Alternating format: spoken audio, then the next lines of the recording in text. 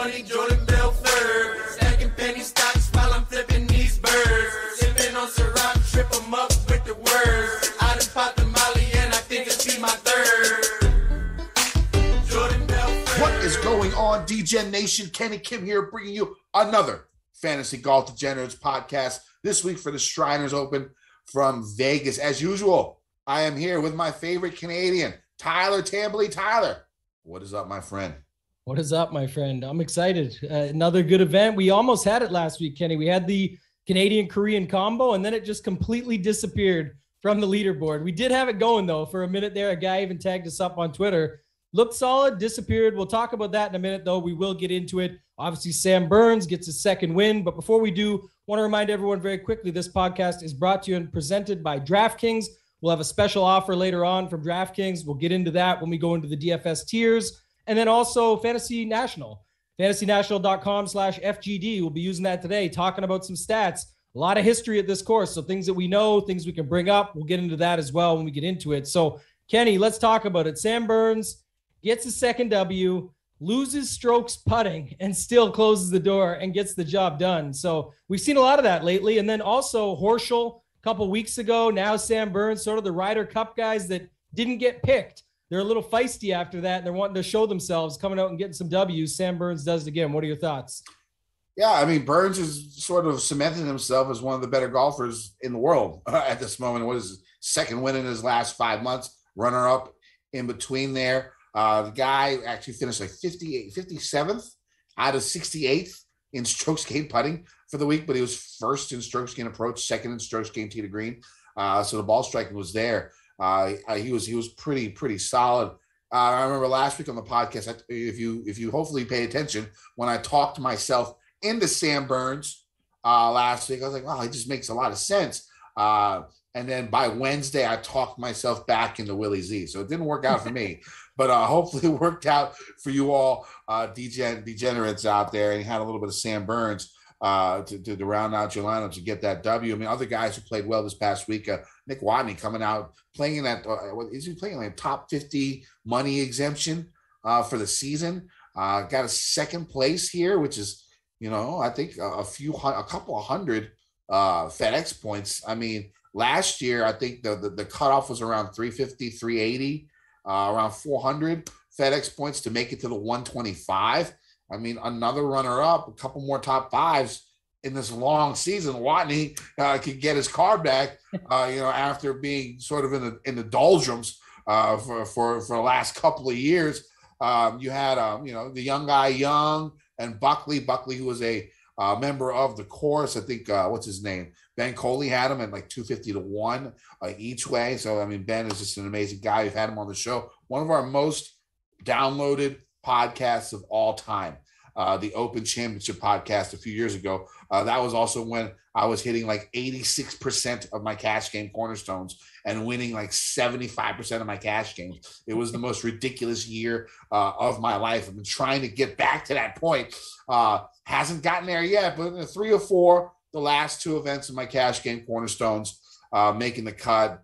Both the MCs, this past week, was Anibon Lahiri. He missed a cut on the number, parred all 4 par 5s on Friday. So I was a little bit tilted when it came to that. But when he only got about 3% getting 66 through, it's not bad for the first couple of weeks. So we'll see if we can keep on trekking up that way. Other guys who played well, I mean, Norlander looks good. I think he's viable again this week. Siwoo was the best Korean. Thigala. He was strong. He was up there before he faded a little bit towards the end, but you got to think he's a youngster. He'll learn here in a second. Oh, my bad. And so, yeah. What'd you think of the Always event the there, second brother? one. Always the second one. Always. What'd you think of the event there, brother? Yeah, I thought it was good. A lot of thoughts. Thigala. That's always what I think about when I think about Sahith. He had a great little event. Obviously didn't turn out on Sunday, but good to see him back up there. A lot of these names up there. I love you said the young guy, Cameron Young, great player. Awesome on the Corn Ferry Tour. He had 2 wins over there and then comes out here. And then the funny part to me, the Nick Watney thing.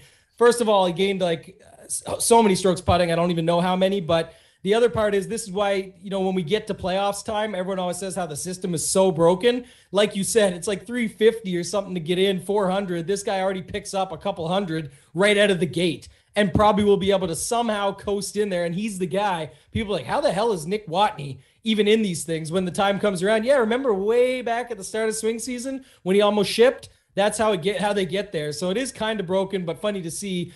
Burns, though, definitely sort of some of the stuff we'll talk about today will coincide with it, but these young guys that are getting the monkey off their back, or even in some cases, so Homa, I know that he won at Riviera, the Genesis there, and that was his second. But now when he came out just recently, just closer, gets the job done, feels good about it. This is Burns getting his second. Finau got his second. I expect we'll see a big season out of him. It's not like he didn't have a million chances last season. He's not here this week, but just to give ideas of these guys that once they sort of get something going, we see it continue. Harris English, who we talk about, feels like every week. Harris English is the new Webb. We bring this up all the time. And I got a bone to pick with him just because he didn't really stick up for me like I stuck up for him. I thought he was a little more fiery when I saw him, pumping fists and getting into that playoff with Kramer Hickok, going and busting his ass over 8 holes to take that thing down against the young guy trying to get his first W. And then I see him at the Dogs game over the weekend, giving the most absolute terrible little fist bumps and high fives that you could ever give in your life. Absolutely no fire. So I can't even play him this week because of that. I'll just say that. I can't do it, man. Harris English didn't show me much. And then Buckley, the joke, what is it? Tastes like shit, but it works. Definitely didn't think about him until later in the week last week. Talked about him on the Wednesday show over at Run Pure Sports. But you mentioned it. Ben Coley, not only Ben Coley, but also our guy Sundog Monkey was on him, and I'll bring him up again later too. 2 different guys that I trust very much with my money when it comes to these long shots. And so I got a little bit of that each way action before the week was up. That sort of saved my betting week. Wasn't enough to make up for my DFS week though, Kenny. It was a bad week for 6 out of 6. A lot of guys, like I said, looked good. Almost the same Buckley effect. Looked good and then tastes like shit, but it works, except the opposite. Looked good and then tasted like shit in the end because it didn't work. And that was guys like Connors that fell down. Roger Sloan. I wasn't playing Varner or Tringali. They crept up the board. So I don't know. It'll be interesting going into this week. But bottom line, Sam Burns, he's a closer, man. Lost strokes putting, still got the W. Yeah, a couple of things. 3 guys you got to follow across the pond. We named 2 already: Ben Coley, Sundog Martin, and Steve Banford. Steve actually helped me make one of my cash game cornerstone picks because I was struggling trying to find one of them. So I went with one of his picks and just tailed him. So I'm just tailing Steve for that one. Other things that you might want to take a peek at. Harold Varner's been playing really good golf. A bunch of top 20s. I think swing season time. This is his time to win. I don't think he's playing this week, but when he comes back, he's somebody to keep an eye on every week. Hopefully, he plays in a field that is a little bit stronger than last week, so his price is down. But it's another guy that I am looking at as the swing season goes by to keep an eye on, who I think can do pretty well. Yeah, two more quick notes on that. Matthew Wolf.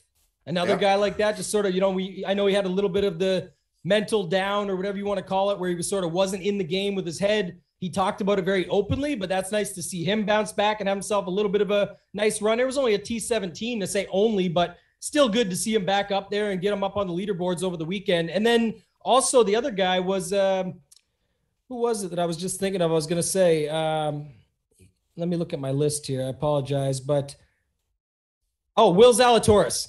Guy gained a stroke. He never putts well. This is just a problem for him. It's going to be a problem. I want to see him get his first win as well. Obviously an absolute talent. We all love him. But man, this guy finally gained strokes with the putter and still can't even crack a top 10. It's just, I don't know if he can make enough birdies. And I think that's interesting, Kenny, because when we see Will Zalatoris, all the conversation is around his top 5s at the majors. But those are at the majors where you don't need to put up 20 or 25 under. So while it's funny enough, you'd think in these events it would be his time to shine. And he could shove this right down my throat this week and dominate. But I'm just saying, even when he finally gets the putter going, which I've always talked about was his challenge on the Corn Ferry Tour, Web Tour, whatever you want to call it back then, where he couldn't make enough putts. He just couldn't get the putter hot enough, and you need it to go low in those events. It's not taken away from how talented or good he is at the game of golf. I'm just saying, when you expect him to dominate these 22 under fields, it's not always going to be the case. He's going to score enough, but I think in daily fantasy, it's one reason to bring his price into effect when you're looking at him each week.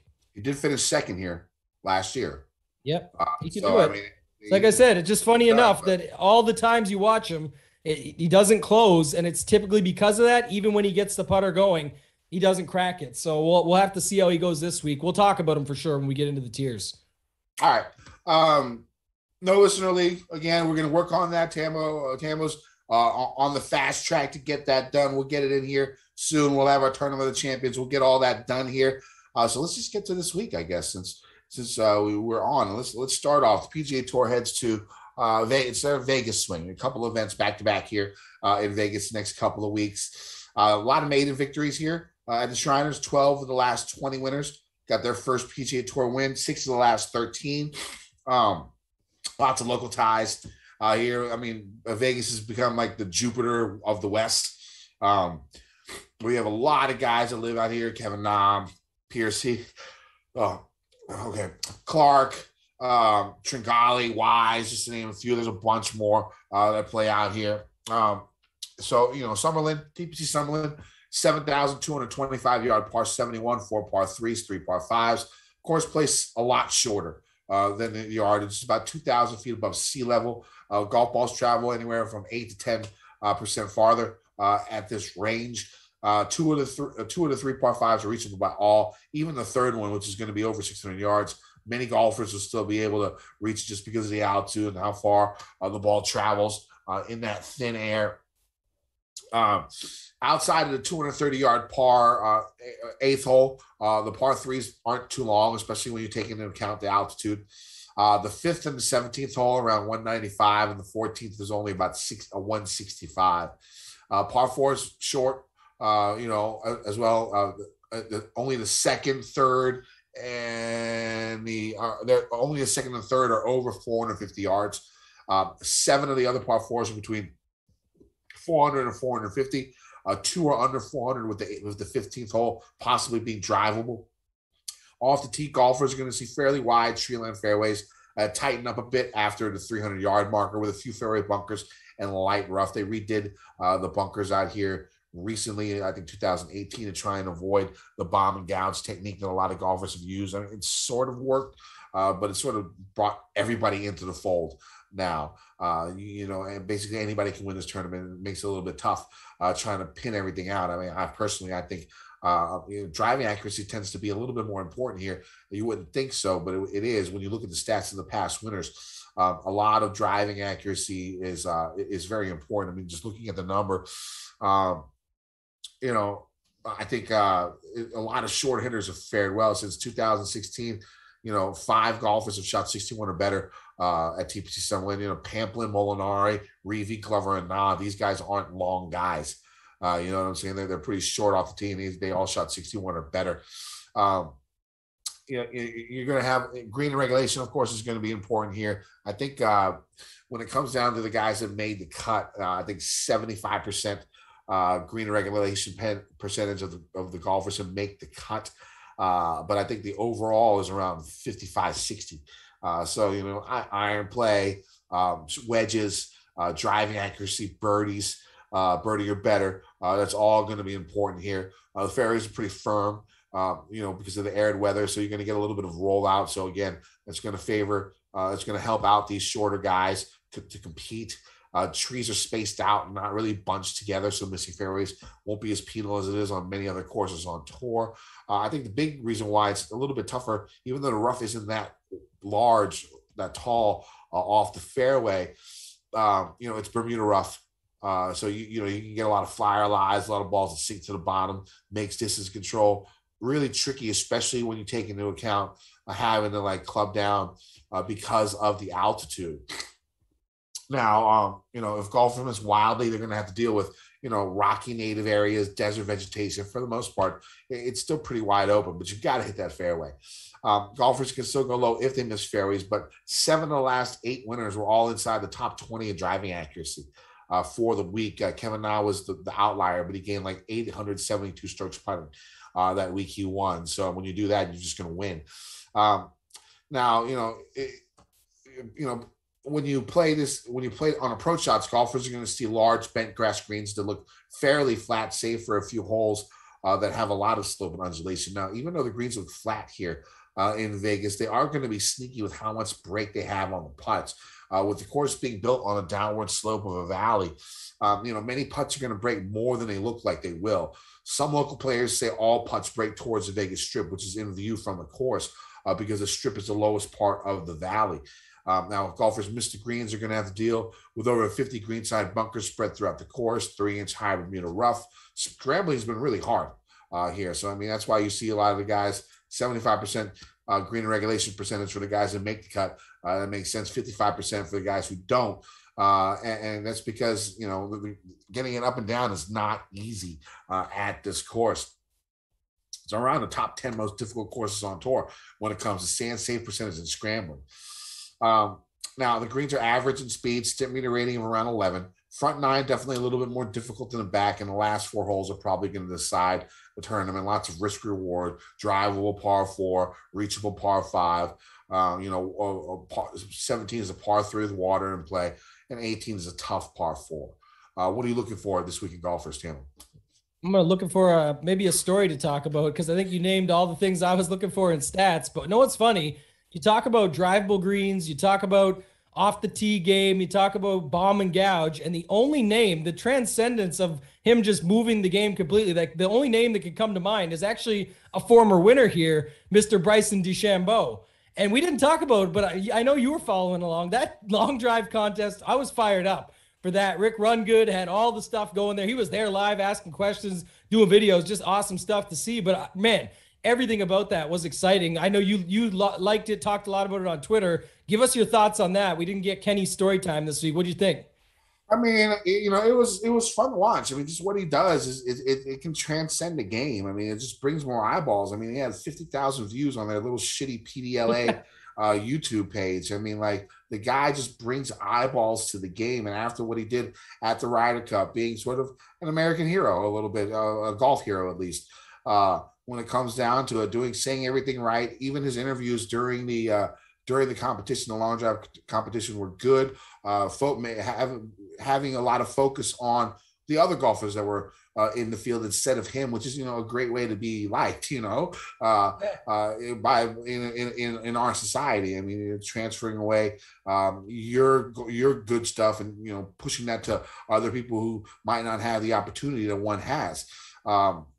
And so I think, if he keeps going at the pace he's going to be the face of golf for the next 10 years. And it's something, people are going to hate him, people are going to love him. That's just the way it's going to be. But he's good for the game. He brings eyeballs to the game. And whenever he's in contention, whenever he's doing whatever he needs to do on the weekends, if it's blowing up and shooting a 44 on the back at the U.S. Open, or if it's out there, whooping ass by crushing Winged Foot, one of the most difficult courses out there, he's going to bring eyeballs to the game. And I look, his growth as a person, because I think it's already been happening. I think he's realized that, he can't say what he said before. He can't say some of the stupid stuff that he said. He's sort of gotten rid of a lot of the science talk. I haven't heard much of that. It's sort of a shame that sort of makes him, that puts him off for some people, because with a lot of sports, it's not really science, but like analytic stats and stuff like that. Why can't you bring science into it? I don't know why. I guess it's just because he brings it about in sort of like a I know everything type of way, and that's not very likable. But it sort of seems like he's down that talk a little bit. I think he's getting coached, which is a great thing, either by sponsors or by the people inside his group. And I think he can do something and grow this game even bigger than what it is. Yeah, I love that analysis. I think it's so funny to see. I'm open about this. I've never flip-flopped more on a guy ever. I don't think in golf, like it's one thing to like Ricky Fowler and then just say he's a loser now because he's not winning tournaments or doing anything special. We'll talk about him later, but I'm talking about just like you said, from a perception, attitude, the way he speaks. It's like you said, it's almost like he was coached, and it is, kind of sad. Like I said, you can't just be yourself in the way of stats analytics. It happens in daily fantasy. They call them nerds, spreadsheet warriors, opto bros, whatever it might be. If that's just who you are and that's how you analyze data and go use it, then so be it. He should be able to be himself, but it's some of the other stuff he's talked about. But like I said, Kenny, I have never flip-flop more. It's almost like if someone tried to call him Brooksy right now, it would just be laughable. Like, you're the loser for calling him that, because the way he's already flipped it, which is unbelievable from where you think it was just a few weeks back. And it was almost like you felt bad for the guy. You're like, is he going to go jump off a bridge after this event because he's just sad, and the playoff loss and all those things, where I even teased it out and joked like the old saying about him, in 5 years, he's either going to be a major champion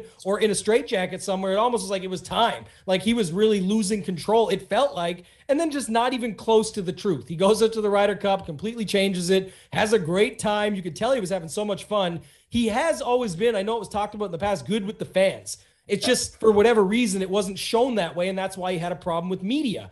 And then, all the stuff with the teammates at the Ryder Cup, it was really not even close to the Patrick Reed situation, where, like, you remember JT in the sand that year being like, Patty, like this, right? And he was made fun of him cheating in the sand and stuff, but that was more like shots, like a little poked fun, but definitely taking shots because they don't really like Patrick Reed, you can tell. With Bryson, it's totally different. I think things really have changed, so it's good to see for him. And then, like you said, the way he was bringing up just the other long drivers, the competition in general, the game of golf, man, what an incredible way to flip it, and also what an incredible talent. The amount he was putting within the wires there, within the lines, to keep it going, and just putting that ball speed and putting the length on it out there, just great to see. So anyway, we can talk about it all day. I thought it was really interesting. I thought it was fun. Another, just a different thing to put it out there, and a way for Bryson to make his name that much better. And it's been crazy to see the roller coaster that he's been on. We are going to get into the tiers. We are going to talk about this week.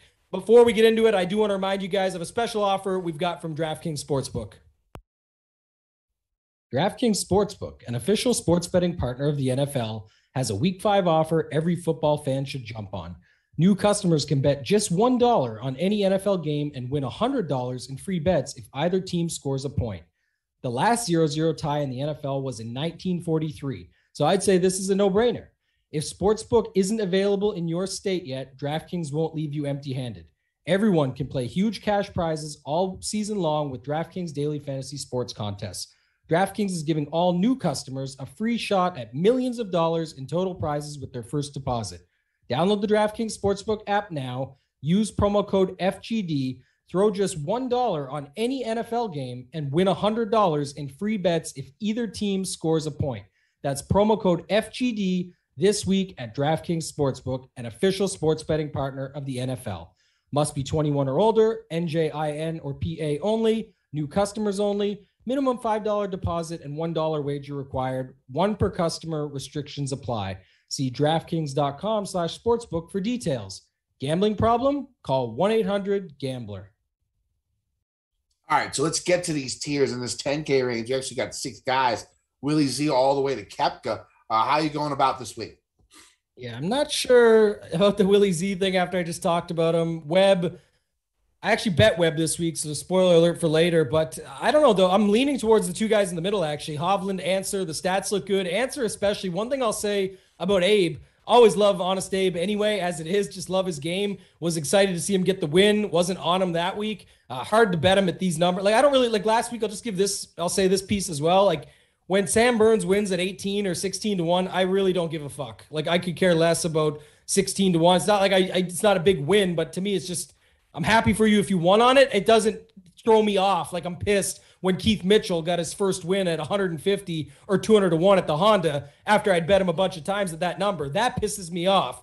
I'm happy for Burns guys that are on him and hitting on him, but it doesn't make me, mad about it. So Answer, I don't care about that. I just think his game is that good. And one thing we've seen, I talked about it earlier, but Homa, Finau, Burns, these guys that are getting wins and then picking up other wins. And, not Finau yet, but I do feel he's been that close that many times, finally got the monkey off his back. When we see him again, I think we'll see more out of him. Burns, though, prime example. He's just on it now. Homa, on it. I feel like that's going to be Answer, and I feel like he's definitely going to contend, if not win here. So I do like Answer at 10-4. I like Hovland. And I know about Burns last time, after his win had a good outing, but I don't know, almost 11K again. It's hard for me to go back to. Less people will, so I can see why you'd go there. I just think long-term Hovland and Answer are still better, and hard to go to Brooks up at the very top too, but he's the one I might be able to be convinced on. As of right now, Hovland and Answer for me. We're in the same boat here. First off, Answer's my first cash game cornerstone. The accuracy's there. Par 4 scoring is actually pretty important here. If you look at the past winners, they've excelled at the par 4s. He's first in the field in strokes gained par 4 in the last 50 rounds. Tons of birdies. Pretty good with his wedge play. Tee to green solid, iron game solid. I like Abe as my first cash game cornerstone. That's what I'm going with. Again, I like Hovland. He's ranked number 1 in my model.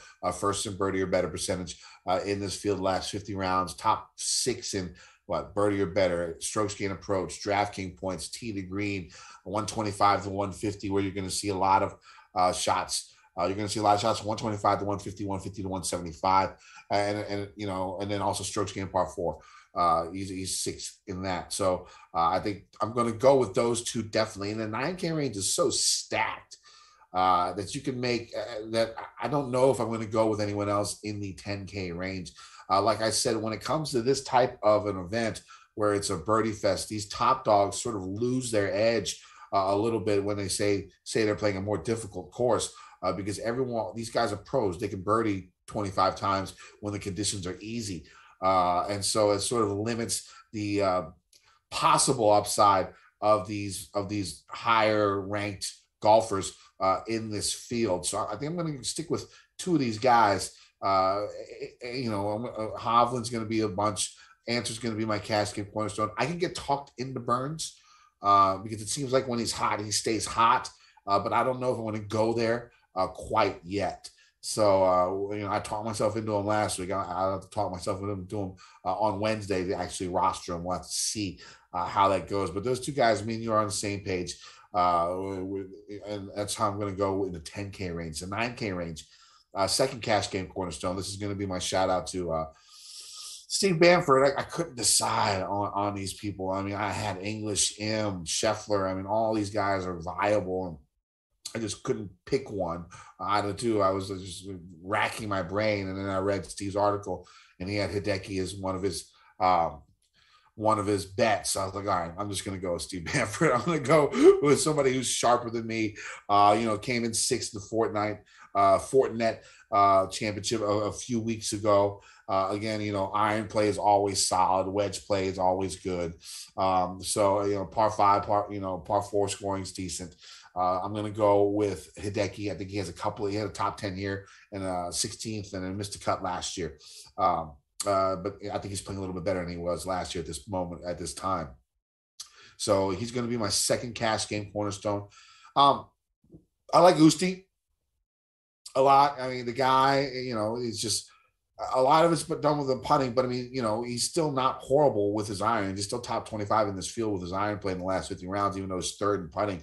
That combo is always going to do well. Again, really strong on par 4s as well. So I like Usti. And then I want to play probably the two Koreans in the bottom, Sungjae. Again, I think he had a pretty good finish here last year. Hits a ton of fairways. A little worried about his iron play this past week. So maybe I won't be as highly owned as I had him last week. I think Sungjae was my highest owned last week. And his iron play sort of gave out on the weekend. It's a little bit worrisome because he gets sort of streaky when it comes to that. So I could see a fade for Sungjae, but I got to represent my Korean brethren up there. And then we're gonna go Kevin Na. Basically a home event for him. He knows these greens probably better than anyone. He gained 972 strokes putting when he won here a couple years ago. So I'll go with Na also. Who you like? So much for your Korean brethren. You said I'm going to play the two Koreans at the bottom and completely left out Siwoo Kim, who's also at the bottom of the 9K range. No love for your boy Siwoo. Yeah, I mean, I think I might play him, but I don't know. I can't play everyone in this range. So I just had to note it that you threw him under the bus there. Yeah, so that's okay. By Wednesday, it's possible that I play Siwoo instead of Sungjae. Just looking at him more. I mean, just thinking about it a little bit more. His iron play is really, really, really. You could build a nice lineup with all three. a nice little balanced only 9K guys, 3 9K guys, and then fit everybody else in. Yeah. I'm not as high on this range, actually. I know it's got guys in it. I'm going to be heavy on the 8K range this week, go a little more balanced, but I do think Scheffler stands out to me quite a bit. Scotty Too Hottie. This guy just dominated at the Ryder Cup, took the point down from the world number 1, John Rahm. All the boys were loving him. And he's out there watching these guys collect their second wins now. And I know it's not like he's been on tour forever. I'm just saying, you're watching Sam Burns. Homa's picking up his third. Answer's getting his W. Like, just watching all these guys in the same field as him go out and get their Ws that he plays with often has to feel good coming off that Ryder Cup. So maybe he goes out and does the job, gets it done here. I do like Scotty Scheffler. I like Matsuyama. He's back under 10K, which seems odd for a guy as good as he is. So I'll definitely play some Matsuyama. We got to hope he gets hot, but we know when he does what he can perform like and what he can do. 9,500, completely fair price. Good with his wedge game too. So on those shorter par fours or those spots he's got going in, we know he's going to get the opportunities. It's just whether or not his putter shows up, but that's why you play him, because when the putter does show up, we've got the upside. And then not really high on much else. I'm with you a little bit on Sungjae. I like him. And then the other guy you mentioned, Louis O. I thought you had said to me pre-show off air, don't play Louis O. And now you said you love him. So maybe that wasn't you, but I'll tell you what, I do like Louis O here, and he's going to coincide. I'm going to take us into the 8K range with the segue piece from Louis O. And there's 2 guys, Kenny. There's Louis Oosthuizen, and then going into the 8K range, 8,400, Adam Scott. There's something I say every single time this happens with these guys. You go look at where they play and the tournaments they're coming 2nd, 3rd, 15th, 20th, whatever in, and they're the absolute hardest courses, the hardest fields, the toughest everything as far as rankings go and guys that they're up against, and they still do their thing. And now you don't want to play them when they come to a tournament like this? To me, that's crazy. And that's why it's weird that they're even priced that low. And Adam Scott, say whatever you want about. That's fine. That's a personal preference for me. But I was right about it last time when we had the same conversation. But Louis O, you can't say nothing about. Literally, arguably one of the best players, top 5 on tour last season when you think about everything that he did. You can't really put it when you've got Rahm, Kawa, Cantlay, guys like that. I get it. And it's hard, hard pill for some to swallow, but I would say that Louis O still had one of the better seasons last year that just is going to go overlooked because it's Louis, and sometimes back in the day he used to withdraw because he didn't bring his mattress. It's just a sad narrative at this point, and he's a great golfer. So I'm going to play Louis still in that range. I think the big thing about Louis was he didn't win. Sure. He had massive chances to win, and he just couldn't get it done on Sundays. He had that 6-week stretch where he was in there three or four times going into that final group. And he just couldn't pull the trigger. But at 9,900, I mean, the second place. He can get by, and I don't disagree with you, but it's also sort of what we've always had with Finau, and Finau's still been on plenty of winning tournament lineups because he scores enough. He does his thing. And the thing about Louis is he usually scores enough to do his job and then just doesn't come through on Sunday, or has a couple bad holes that screws him, but he's still up there for scoring, and he's still in the mix with some positional points. So I like Louis, I like Scheffler, and I like Matsuyama. I like your Adam Scott take a lot. I mean, we talked about that at the Wyndham. I mean, if you looked at, prior to the Wyndham, I think Adam had that putt to win it at the Wyndham, if I'm not mistaken. I think it was the Wyndham where it was a Wyndham, right? And we talked about it that week. Every tournament he played was one of the top 10, 15 most difficult courses on tour. And maybe he would do something on an easy course, and Wyndham's a lot easier course. He did his thing. He should have won. This is probably one of the easiest courses on tour. And, with his ball striking, hopefully brings the broomstick out and putts, a little bit below average, and he'll have a chance again. So I like your Adam Scott. Keep going on the 8K range. I know you were going to go with it. Yeah, and I'll continue. One more thing about him is everybody, and we didn't talk enough about it. This is why I bet Webb, but I feel like he just gets popular and he's expensive. We'll see. I might still put Webb in because I'm playing mostly 8K guys, so I can still fit him in. But Webb pretty much dominates the Shriners when you look. Won it back in 13, has a couple other top 5s, things like that. Adam Scott at the Wyndham, another place that obviously Webb dominates, comes out and gets a second. So if you like Webb, you could like Adam Scott for the same reason. So I like that. But this 8K range is loaded for me, Kenny. I think all these guys, again, are just guys that could have been priced in the 9K range, and it wouldn't have shocked me, like Paul Casey, Corey Connors especially. I know he fell off a little bit last week, but his game is just too good. Jason Kokrak, Another guy had a great year last year. Neiman, usually like him on bent grass. Like this is a spot you can go back to Neiman. And then Charlie Hoffman just seems low at 8,100, just crazy low price. So that's some of the guys I like in here. I'm not going to name everybody, but that's the guys that I like the most. And when I only have 5 or 6 guys above them, it's easy to still have a tight player pool this week and work all these guys in at weight or overweight for the field. So I like all of these guys in this range that I mentioned there. Yeah, my third cash game cornerstone is Corey Connors. The accuracy off the tee, his penchant for good iron play, it's perfect for this course. I think he missed the cut last year, but I'm not too worried about that. So I really like Corey Connors, my third cash game cornerstone. I have a feeling about Reed this week, just because he's going to want to show people, that they fucked up, even though they won. He's going to want. He has sort of like that mental mind frame, I think, where it comes to it, where he has to prove himself, sort of like Bryson. And this is his perfect spot for him to do it. The thing is, I know it's difficult around the greens at this course. If he does miss some greens, his up and down play should be able to help. And if he hits the greens, he's for long term, he's been one of the best putters in the game. So I do like Patrick Reed. I think he'll make some noise. I'm a big fan of Adam Scott this week. I like him. I like Matthew Wolff once again. He finished second year last year. I know he doesn't fit like the driving accuracy type performance that we've seen from the majority of the winners here in the last few years. But it seems like his game is trending upward. It's sort of down and up, and his ups are pretty high. He had that nice finish the last couple of days. I think he finished 12 under on the weekend this past week. So I like Matthew Wolff a lot in this range as well. Let's move on to the 7K range. I'm going to start off with Aaron Wise. He played pretty well last year, Vegas native. I think the price is more than fair for him.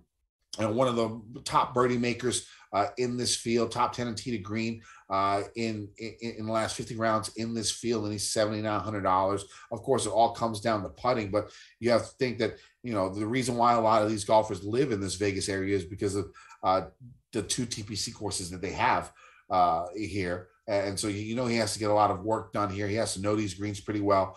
So I am a fan of Aaron Wise. Other guys, I like Brian Harmon. He's played pretty well here in the past. Again, accurate off the tee. He's been playing decent golf. It hasn't been great, but you always see him pop every now and then. So I like Brian Harmon. I'm going to go back to Thigala. He showed a lot. I mean, the guy has a lot of talent. I think he was one of the top amateur players in the world. And so I'm going to go ahead and go ride him at 7,500. I mean, the price seems more than fair after what he did last week. Who do you like up top?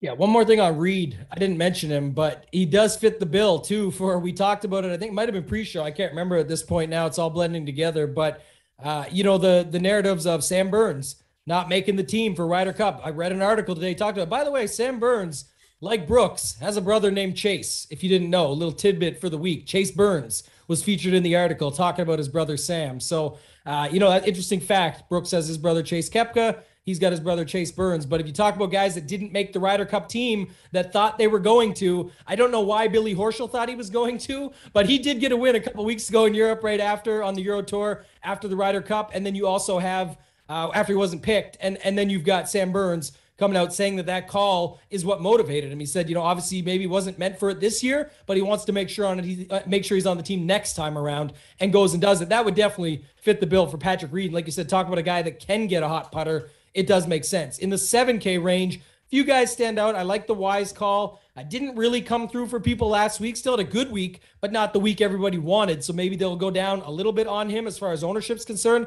I like what we've seen out of Streelman lately. I think we can play him and just the past season in general. I'm going to some of the other guys that we usually like, though. I like your Harmon call, but Mav McNeely, always like this guy. This would be another spot. He just let me down a couple weeks ago there when he got, second or third? Second, and then Mito got third. Not as high on Mito this week, but McNeely for sure. Taylor Gooch. I don't know what the WD was last week when he withdrew, but back in the field this week at 7,600. Talent, upside combination that I love. He's right there. Seamus Power, another guy. Emiliano Grillo. I think these guys fit the bill. And then a couple more stabs here, Kenny. Cam Davis. I do like him. Taylor Moore had a pretty good week last week.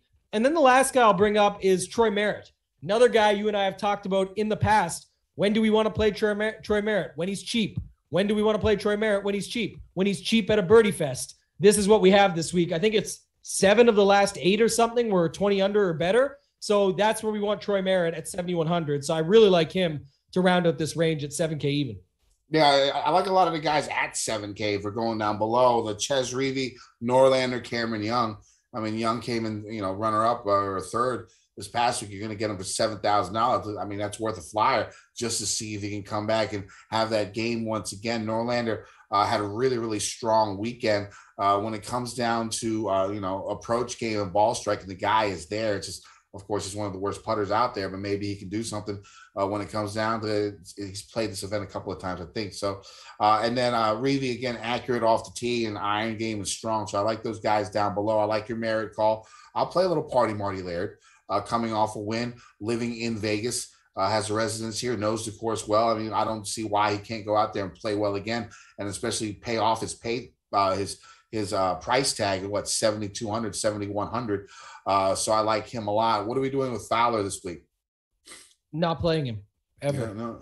I just don't think you ever need to play him. If he wins, good for him. It'd be like great for golf. Let him win. Let him have a comeback and be Spieth and do his thing. And it wouldn't be like a Spieth thing because no majors, obviously, but just coming back with the name value that he has, fine. Just too many other guys there, though, Kenny. Like I said, I like Cam Davis. I like Taylor Moore. I don't mind your Laird call. And then I forgot about the guys at 7K. I actually have different choices besides Reavie, who we both like. I actually like Ian Poulter quite a bit as a guy that makes sense and can obviously get hot with a putter. If the approach game's on, he does hit fairways. He's got good wedge game. I think all of this could make sense. And then Ryan Moore, UNLV graduate. I think Ryan Moore makes sense at the bottom at 7K as well. So that's where I kind of rounded out here. Not a lot of guys in the 6K, but I got a few. Who are you on here in the 6K range? My first is my cash game cornerstone. Of course, I'm going with the punt play, 3 studs and a punt. So my punt this week is going to be Adam Hadwin. First couple of rounds, he was really strong last week. He's been hitting his drive a lot better. He's been pretty accurate off the tee. Really good track record here over the years. So I'm going to go ahead and take Adam Hadwin as my 4th cash game cornerstone. So my cash game cornerstones this week, they're going to be Abe Answer at 10,400, Hideki Matsuyama at 9,500, Corey Connors at 8,800, and Adam Hadwin at 6,800. It's going to leave you about 14.5 left. And, like I said, we went over a lot of plays in that lower 7K range. So I don't think it's going to be a problem filling out the rest of your lineup. Other guys I do like in this range, I think I'm going to give Francisco Molinari a little bit of a try this week. One of the courses, he has 61 here in the past. It seems like he's been playing just a little bit better. In his last 12 rounds, he's been, first in strokes gained par 5. Top 5 from 150 to 175. I'll give him another shot to see if he can rebound a little bit from where he's been. Seaweed Doug is another guy that I will play this week. Again, accurate off the tee, iron game extremely strong at this price. I think it's worth taking a flyer on a guy like that. Other guys down here, Scott Piercy is a guy that I'll play. Good track record here. Vegas native, knows this course very, very well. Go ahead. There was some more I got, but who do you like? Yeah, some flop leg candidates there. You mentioned Doug Gim. Chad Ramey is another one there. Everyone liked him last week. No one will like him this week. Could bounce back. If you're playing Molinari, I feel like you might as well just get Fowler in the same lineup and just hope the double comeback happens, because I know he's, you could say the stats show a little bit for Molinari, but God, I couldn't do that to myself. I like Hadwin, who you mentioned. I like, not as much down here. Russell Knox stands out a little bit, but it sounds almost as bad as Molinari. But a couple guys down at the bottom, I think, that are interesting. So, Brian Stewart hasn't done anything lately, but I'll tell you what, when he does something back at the Wyndham, it was like 15th, 6th, 15th, 8th, 30th. When he pops, it's a top 30 or better. So I'll take that at his price. And then another guy I said would mention earlier when we talked about our guy, Sundog Monkey. I actually like this play. I had it ready, loaded up for the pod tonight for the show, and it was going to be Adam Long. And then I go look at his notes after, just before we're getting on, and he's actually got Adam Long this week on his betting card. And he just got 29th at the Sanderson Farms. Another guy, though, misses so many cuts, but when he makes his cuts, this is what it is. Everything else is a miscut, but everything between 29th, 25th, 23rd, 26th, 20th, 22nd, I could keep going on, 3rd, 30th. You just hoping he makes the cut, because when he does, he typically carries over and he gets a good feeling for the week. Whatever his weekend regimen is, it sounds like it's pretty good because he stays strong enough over the weekend to hold. So I don't know about the 250 to 1. I'm obviously tailing it. I'll get to that in the bets just because our boy Martin, Sundog Monkey, is so good. And he's coming off the Buckley with Coley that we talked about earlier. So he's feeling these long shots. But I think it's a better top 20 bet once the numbers come out, just because when he makes the cut, he typically top 20. So I'll ride that a little bit into the weekend as well. Not much else for me down here, Kenny. I like a lot of those guys in the lower 7K range instead. There's a few guys down here. It's just me. I mean, Aaron Rye, pretty accurate off the tee. Did pretty well on the European tour. Got his tour card here this past year. Probably not a well-known guy. He'll get a couple percent owned. Chesson Hadley's played well here in the past. We're not too far removed from him almost winning an event a few months ago. So I can go back to him. Seth Reeves had a pretty good start to the last week. I can go back to him at this price. And Hank the Tank at 6,300. I know he's been struggling here lately, but I mean, he was the darling here about a month and a half ago, 2 months ago, and now he's plummeted all the way to 6,300. If he gets some of his form back, he can make some noise. So I do like Hank the Tank at $6,300. Anybody else? Should we get to the bets? One more guy I'll bring up. I always play him, so I feel like I have to bring him up. He's really good. Doesn't make a lot of bogeys, and he can score for sure. Is Mark Hubbard. Much better on bent grass. And then if you look at his recent form just coming off, so 16th at the Fortinet, really solid numbers across the board. 16th at the 3M Open, 20th at the Barbasol, 13th at the Travelers. Like, he can definitely put up a good finish, and only one missed cut at the Rocket Mortgage dating all the way back to May at the Wells Fargo. So I think he makes a lot of sense for cheap. Who's that? Hubbard, yeah. His best surface is bent, and he hits a lot of fairways. So, I think he's a good guy to play at 6,100 that we would definitely play in these types of fields. And then maybe Adam Svensson for a little bounce back. I know you hurt a lot of people last week with that miscut, but the only Canadian that didn't come through and at least make the cut, I think, was him. So maybe bounce back with him down here at 62. Yeah, I just realized I have 2 Canadians in my cash game cornerstone. So old Canada, let's get it done this week. And no Koreans, right? No Koreans. All right, so let's go ahead and do our bets for this week. I'll go ahead first. I'm starting off with Decky at 28 to 1. Corey Connors at 35 to 1. Matthew Wolf at 40 to 1. Thigala at 100 to 1. Norlander 130 to 1. Hadwin 150 to 1. Okay, I don't hate it. I mentioned earlier I got Webb 25. Bet that just right out of the gate. And then, like I said, just looking at some other stuff. Obviously he's fine. There's so many guys that range. I just felt like he was the better talent, so I went with him there. Scott, 45, thinking back to the Wyndham where he basically should have won, and I bet him there. I'm going back to him again just because of that, so I like that. McNeely, try him on again at 60 with a top 5 each way.